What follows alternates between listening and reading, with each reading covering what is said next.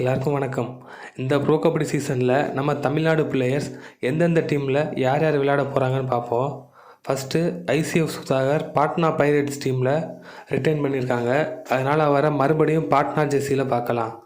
Next ICF அபினேஷை Puneri Paltan team retain பண்ணியிருக்காங்க. அதனால் மறுபடியும் அவர் புனேலேயே விளையாடுவார். அடுத்து அஜித் குமாரை குஜராத் டீம் 36 லட்சம் கொடுத்து ஏலத்தில் வாங்கியிருக்காங்க. அவரை இனிமேல் நம்ம குஜராத் டீமில் பார்க்கலாம். நெக்ஸ்ட்டு அல்லூர் சதீஷ் கண்ணன் மறுபடியும் அதே மும்பாவில் விளையாட போகிறாரு. அதே மாதிரி ஐசிஎஃப் தியாகராஜன் மறுபடியும் அதே மாதிரி பாட்னா டீமில் விளையாட போகிறாரு. அதே மாதிரி முகிலனும் போன தடவை மாதிரி இந்த தடவையும் மும்பாவில் விளையாட போகிறாரு. அடுத்ததாக போன தடவை ஹரியானா ஸ்டீலர்ஸில் விளையாடின ஜெயசூர்யா அண்டு மணிகண்டன் 2 பேரையும் ஹரியானா ரிட்டைன் பண்ணியிருக்காங்க. அதனால் இந்த சீசனும் 2 பேரும் மறுபடியும் ஹரியானா டீமில் விளையாடுவாங்க.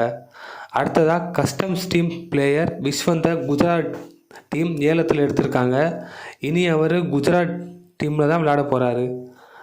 அடுத்ததாக பிரிஸ்ட் யூனிவர்சிட்டி பிளேயர் ஹரிஷை குஜராத் டீமு ஏலத்தில் எடுத்திருக்காங்க. இனி அவர் குஜராத் டீமுக்கு தான் விளையாட போகிறாரு.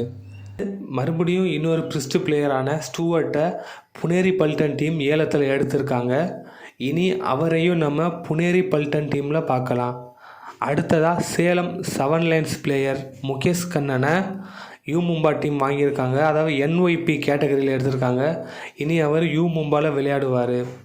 அப்புறம் கடைசியாக காட்டூர் தீபக்கை பெங்களூரு புல்ஸ் டீம் NYP கேட்டகரியில் விளையாட செலக்ட் பண்ணியிருக்காங்க.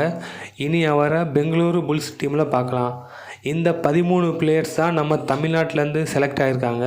இதில் யார் உங்கள் ஃபேவரட் பிளேயர்னு கீழே கமெண்ட் பண்ணுங்கள். நன்றி, வணக்கம்.